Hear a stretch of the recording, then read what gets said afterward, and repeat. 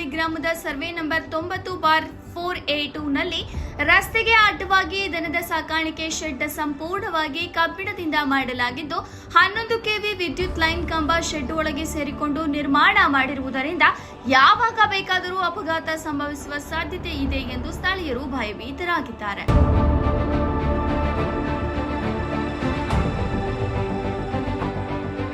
ಶೆಡ್ನಲ್ಲಿ ಸುಮಾರು 7 ರಿಂದ 9 ಸೀಮೆ ಹಸುಗಳನ್ನು ಸಾಕಲಾಗುತ್ತಿದೆ. ಆದರೆ ವಿದ್ಯುತ್ ಕಂಬದ ಪಕ್ಕದಲ್ಲೇ ಈ ಶೆಡ್ ನಿರ್ಮಾಣವಾದರೂ 1 ವರ್ಷದ ಹಿಂದೆ ತೆರವುಗೊಳಿಸಲು ಅರ್ಜಿ ಸಲ್ಲಿಸಿದ್ರು ಕೆಇಬಿ ಅಧಿಕಾರಿಗಳು ಯಾವುದೇ ಕ್ರಮ ಕೈಗೊಂಡಿಲ್ಲ ಎಂದು ದಲಿತ ಕುಟುಂಬಗಳು ಆರೋಪಿಸುತ್ತಿವೆ.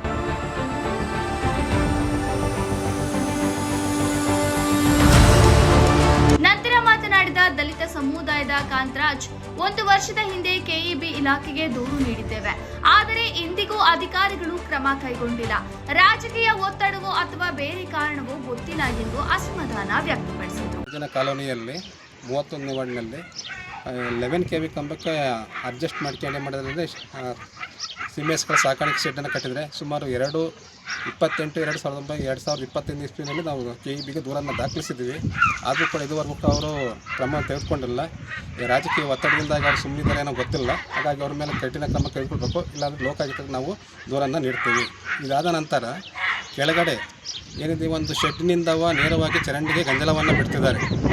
ಅವರು ಕೂಡ ನಮ್ಮ ಮೇಲೆ ಏನು ಮಾಡ್ತಾರೆ, ಕೊಲೆ ಮಾಡ್ತೀವಿ ಅಂತ ಹೇಳ್ಬಿಟ್ಟು ನಮಗೆ ಭಯಪಡಿಸಿ ದಿನ ಬೆಳಗ್ಗೆ ಮಾನಸಿಕವಾಗಿ ಹರಾಸ್ಮೆಂಟನ್ನು ಮಾಡ್ತಿದ್ದಾರೆ. ಇದ್ರ ಬಗ್ಗೆ ಜಿಲ್ಲಾ ಸಚಿವರು, ಗೃಹ ಮಂತ್ರಿಗಳು ಇದ್ರ ಬಗ್ಗೆ ಸೂಕ್ತವಾಗಿ ಪರಿಶೀಲನೆ ಮಾಡಿ ಸೂಕ್ತ ಕ್ರಮವನ್ನು ತೆಗೆದುಕೊಳ್ಬೇಕಂತ ತಮ್ಮಲ್ಲಿ ಮನವಿಯನ್ನು ಮಾಡ್ಕೊಳ್ತೀನಿ. ನಮಗೆ ಭಾಳ ಭಯ ಆಗ್ತಿದೆ ಇವರು ಪಕ್ಕದಲ್ಲಿ ಜೀವನ ಮಾಡೋಕ್ಕೆ. ಹಾಗಾಗಿ ಪ್ರತಿನಿತ್ಯ ನಮಗೆ ಕಿರುಕುಳವನ್ನು ಜಾಸ್ತಿ ಕೊಡ್ತಾ ಇದ್ದಾರೆ.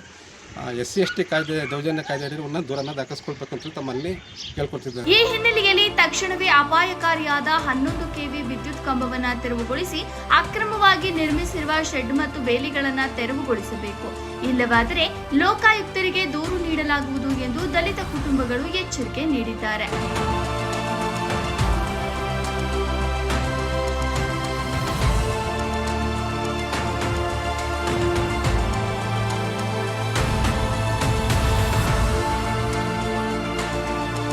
ಈ ವಿಷಯವನ್ನ ಗೃಹ ಸಚಿವರು ಹಾಗೂ ಜಿಲ್ಲಾ ಉಸ್ತುವಾರಿ ಸಚಿವರಾದ ಡಾಕ್ಟರ್ GS ಪರಮೇಶ್ವರ್ ಪರಿಶೀಲಿಸಿ ನ್ಯಾಯ ಒದಗಿಸಬೇಕು ಎಂದು ಗ್ರಾಮಸ್ಥರು, ದಲಿತ ಕುಟುಂಬಗಳ ಆಗ್ರಹವಾಗಿದೆ. ಈಗಾದರೂ ಜಿಲ್ಲಾಡಳಿತ, ತಾಲೂಕು ಆಡಳಿತ ಹಾಗೂ ನಗರಸಭೆ ಅಧಿಕಾರಿಗಳು ಕ್ರಮ ಕೈಗೊಂಡು ಸಮಸ್ಯೆ ಬಗೆಹರಿಸುತ್ತಾರಾ? ಕಾದು ನೋಡಬೇಕಾಗಿದೆ. ವರದಿ ಮಂಜು, ಗುರುಗದಹಳ್ಳಿ.